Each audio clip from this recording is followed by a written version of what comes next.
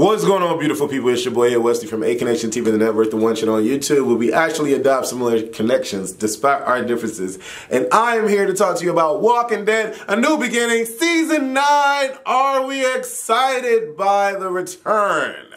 Knowing that Maggie is no longer going to be on the show, knowing that Rick is no longer going to be on the show eventually, are we excited? Knowing that Glenn is no longer here, Abram's no longer here, Carl is no longer here. Are we excited? Well, I don't know, because a lot of you aren't. There were only 6 million of you that tuned in to watch the premiere episode versus the last year numbers, which were 11 million. God dang, that has to hurt, AMC. But such is life when you take away everything about The Walking Dead that we love and try to shake it up like the new intro. Are you feeling the new intro? Do you like the new intro? Anyways, all I need you guys to do is sit back, relax. I'm about to dive deep into this particular review. Once again, thank you for all 100,000 of you guys for subscribing. I really do appreciate it. That is a milestone in this YouTube world. There are very many people that do not have over 100,000 subscribers, and there are a lot of people that do. But I am so appreciative of the fact that you guys decided to subscribe for whatever reason you decided to subscribe. If you can do me another solid, click the thumbs up on this video and go subscribe to aconnectiontv.com. That's where a lot of my reviews are. That's where a lot of my scripted content is. That's where Mona Simone is going to be. So yeah, that's where Culture Club is. All of the stuff is on aconnectiontv.com. You know, people have Patreon and people have PayPal and all of that. I have decided to create a subscription-based channel that will allow you to stay in the now with everything that I upload. And it also allows for you guys to assist in supporting the potential empire that I'm trying to create, with allowing all of the individuals that love to do what they do being able to get paid for it. So if you are down for the cause and have been riding for me or with me for 12 plus years that we've been in business, then I would definitely love for you to subscribe to aconnectiontv.com. Uploads on aconnectiontv.com and YouTube will be done every Wednesday. Every Wednesday there will be something uploaded on both channels. Alright, so we're going to start this off with, no, I can say that I do not like the new ending. I don't. I think it's of the new age, and I miss you know, the nostalgia that I feel when I watched when I watched the new beginning. I'm not a fan of it. Okay, Daryl is watching the Saviors. There are two guys hanging up a zombie, and Daryl shoots it. The guy and the girl. Okay, so,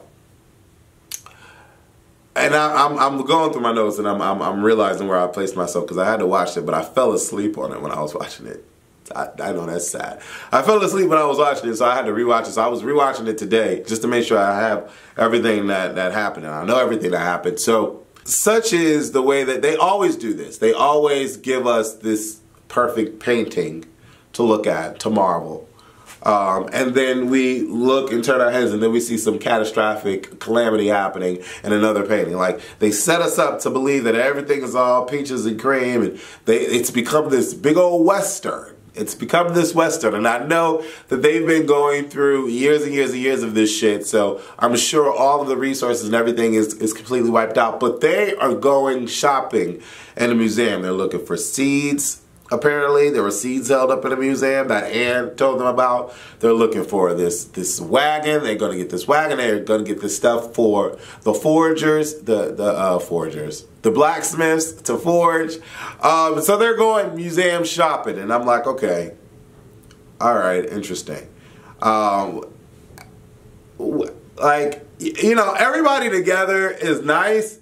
But I don't really care about everybody being together. I don't care about the Oceanside coming together. I don't care about the garbage people, although Ann is the only one left coming together. I don't care about the Saviors existing. The Hilltop and Alexandria is the only two communities that I really remotely care about. The Kingdom, like, it's too much. This is grown to be too big, and I don't really care for it.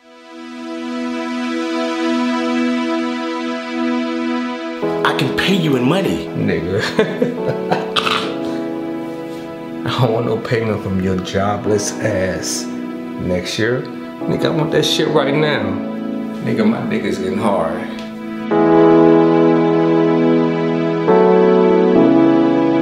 I mean, you don't think things would change with our friendship?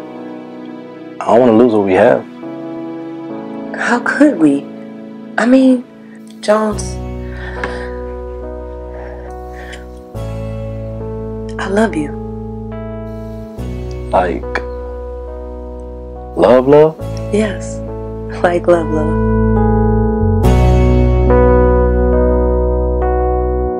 You been threatening my sister? Talking about you gonna throw her a fucking balcony? What the fuck you just say? Do me a fucking favor. Dodge! One interesting part that happened was when the Carl Killer, that's what I call him, the Carl Killer. He's the reason why Carl died last season. Well, Carl is the reason why he died, but still, had that boy not been in the mix, we would be fine. But the Carl Killer gets, grabbed by a zombie, and the special effects with the spiders coming out the face, I thought that was dope. How all the little spiders came out the face, and then that one big spider came out. That was really, really cool. I like the effect on that. I am living in a house, and around the house is a ton of freaking spiders. It's so annoying. I'm glad that the spiders haven't made their way into the house, but it's aggravating. Every time I walk out, there's a new web. So I freaking hate spiders. I have to say that I like the way that Gabriel looks with his new glass eye, or the frosted eye effect, whatever is happening with his eye. He looks like a black priest killer. I'm loving it. The way he macheted the zombie, and then it showed the evolution of man from caveman, ape to caveman to regular people, and now it's a zombie. That was a nice little artistic throw in the show. I thought that was cool. And then him communicating with Anne was pretty interesting as well. Daryl and the Oceanside chick have this little conversation about, brothers. And we all know that they both lost brothers. Of course, we know that Daryl has lost his brother from the very, very beginning. But there's something significant about a canoe, and she needs a canoe. I don't know what she needed the canoe for. Maybe that's when I tuned out. But they're getting a canoe.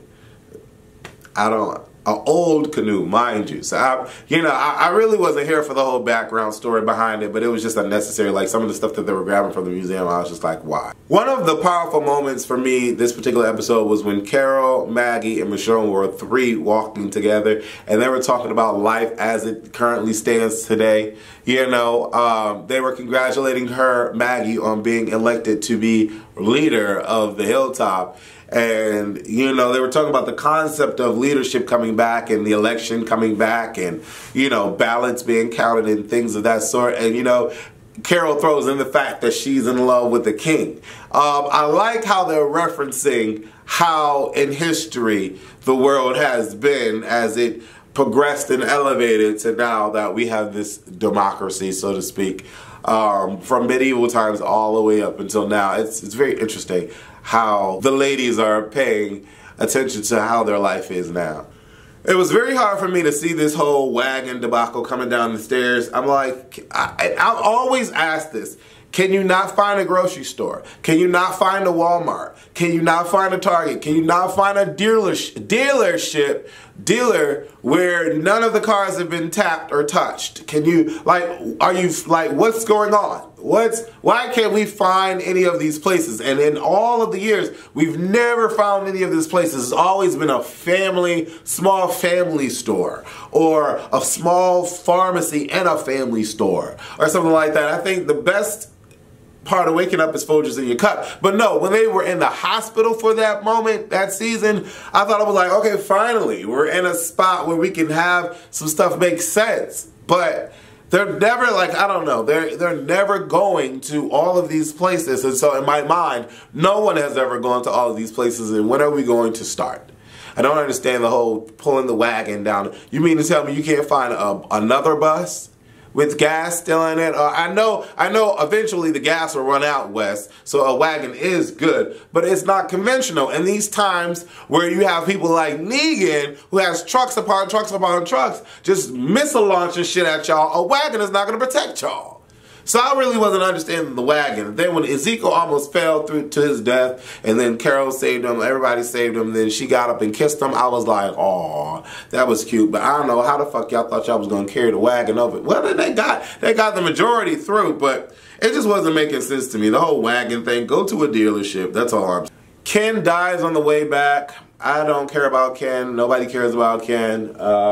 It's hard to care about anybody dying when Carl dies, when Glenn dies, when, you know, people of importance dies. I don't care about all these no-name people dying. But his name is Ken. Maggie feels all so bad about it. Nobody told him to go save the horse. Nobody told him to go save the horse. But, you know, Maggie has to go tell the parents. And then the parents are like, I don't love you. I mean, I don't like you. You suck. And I'm like, yeah. I mean, that pretty much, yeah. Hey, it comes with it, but nobody gives a about Ken. Like, Ken, who's Ken? Nobody cares. Gregory then goes on to use this moment of mourning to kind of elevate himself back on like a higher platform. You know, he has the moment with the funeral. He says what he says. The old guy from the Saviors is singing and stuff. And then, you know, Jesus is like, that was really dope. That was really dope. And, you know, Gregory was like, I just am appreciative of where I am in life right now. I'm like, oh, that's bullcrap. You really don't. Cut it out. Cut that all the way out.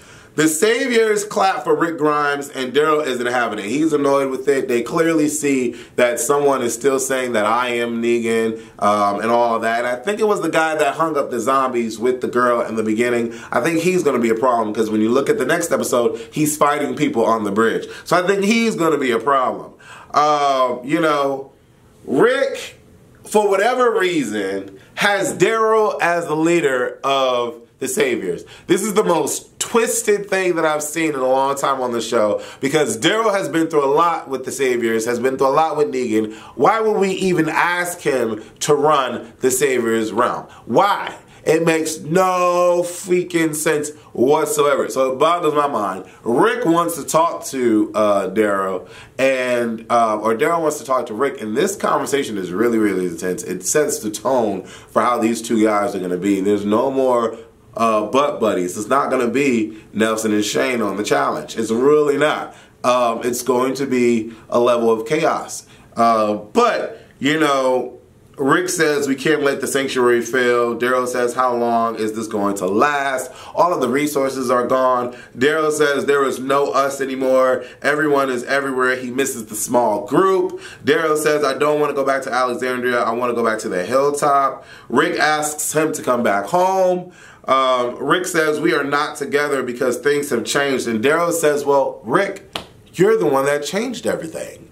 Wow. This conversation holds a lot of weight, and it carries through the entire, this is going to carry through the entire season because it sets the tone. And I thought that this was a great conversation to have because for whatever reason, due to Carl's weird ass letters, Rick has lost his mind. Lost his mind. I don't understand why Negan is still alive, rotting away in the jail cell. He has lost his ever-loving mind. Daryl and Rick's conversation was intense. Ken's mother, Tammy, is put to bed and the husband leaves her. I don't know about y'all, but I thought Gregory was going to rape Tammy. I really did. I thought Gregory was going to do some nasty crap to Tammy, but instead, Gregory was getting them so drunk that they could be in a position of rage to go and attack Maggie. He thought he was slick. He thought he was slick. Rick and Michonne in bed together. She says the famous Rick Grimes. She says, I don't envy Maggie. Michonne says seeing Negan's name on the wall is something that's really going to haunt her. She wonders if they should have killed him or not. She says we need an agreement between communities. There needs to be consequences. There needs to be some kind of, not necessarily a constitution, but some kind of something. Michonne says if Daryl is worried, there's a reason to be. Yes, y'all have gone through so much. There's no reason why Rick has to second guess Daryl. None whatsoever. Rick has saved Daryl so many times. Daryl has saved Rick so many times. And the fact that they're at odds with each other just doesn't make sense. Although this started 2 seasons ago. So it's interesting to see how it all comes to a head. Rick says, how did I get so lucky finding you? She says, we both lost enough time. We both lost enough. It's time to win. That's what she said. Gregory and Maggie. Gregory tells Maggie that someone defaced Glenn's tombstone. Then the husband tries to attack Maggie. Maggie frustratingly fights back. And the reason why I say frustratingly fights back, because I really think that Maggie should be on Jesus' level right now. She no longer has the baby. She's been through enough. She's been, Jesus has been munching on her bush ever since they met. And, you know, although Jesus has a little flamboyancy in him and a little rainbow flag hanging over him, I think, you know, I would feel that Maggie would have learned a better self-defense than just pushing them up against the wall, struggling. You know what I'm saying? And then, you know, to have that scene where the baby gets knocked over and the baby's crying, I'm just like, oh, damn. Well, somebody has to hear this baby. There's no way that nobody is going to hear this baby. This baby just crying. And nobody's going to really come. Of course, that's not the case because everybody comes. You know, even Edith tries to come and help. She gets knocked out and hit up against the wall, which places her in a wheelchair the next day. I really don't understand that part. But wow, all of this happens at the end of the episode.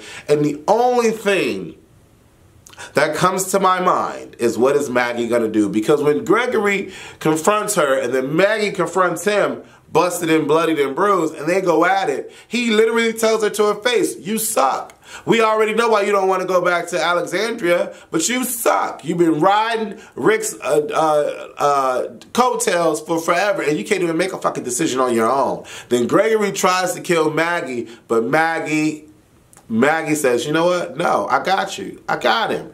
Why was he still alive at the end? I don't know. I just really thought that she was going to slice his throat, but she didn't. Rick, Michonne, and Daryl come to the hilltop. They find out what's going on. Rick is a little testy, but Rick feels it's still necessary to ask for Maggie's help with the building the bridge and giving the sanctuary food. Maggie says, oh, no. Oh no, this is not what's going to happen. What's going to happen is they'll receive food, but they'll be the one building the bridge. And they'll only receive food if I get oil. That's what's going to happen. I'm not caring about them. I don't feel that they're in a necessary spot to be cared for. They're alive. When she said they're alive, they should be happy, I said, yes, ma'am. Yes, ma'am. That's what I'm talking about. That's what I'm talking about. She's like, they're alive. That's all that they need right now. They should be satisfied with that. Yes. And then she said, you know, you said that you'd be following me, but I haven't given you a reason to follow me. But I'm going to give you a reason to follow me now because this is what's about to go down. This is what is about to happen. And so we fast forward and we see Greg hanging up on the rope and he's about to get got. And he gets got. And, you know, the kids come out and see it. Michonne feels bad. And if the kids go out and see it, she lashes out like, Maggie, wait. And I'm like, girl, stop it. Girl, stop it. Gregory is done. And Gregory needs to be done. And this is what needs to know. Everybody needs to know this is what's going to happen. This is what's going to happen. If anything, if you try to attack, that's it. I'm all here for Daryl and Maggie. I'm not here for Michonne and Rick. Their Kumbaya Partridge Family bull crap is just bull crap. And we're going to see it come to a head on the bridge. We definitely are. So at the end of the day, it is what it is. I'm going to watch the show because I've been there from day one. But I just don't like where it's gone. It really, and I, for whatever reason, will never watch Fear the Walking Dead. It just didn't hold me. Trash. I know a lot of you saying it got better, but just didn't hold me as trash. Leave your comments below. Let me know what you think about A New Beginning Season 9, Episode 1. What do you think about the 6 million viewers that decided to watch it? Is it going to change? And are you going to watch The Walking Dead when Rick Grimes leaves? I really won't understand the point at that point. I just won't get it. I just won't get it. But anyway, I love you guys. Subscribe to aconnectiontv.com today. Deuces.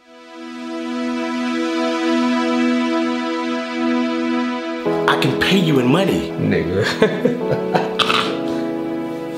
I don't want no payment from your jobless ass. Next year, nigga, I want that shit right now. Nigga, my dick is getting hard.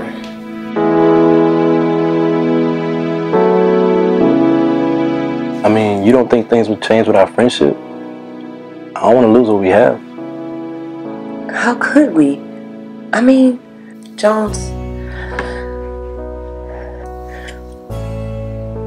I love you. Like, love? Yes. Like love.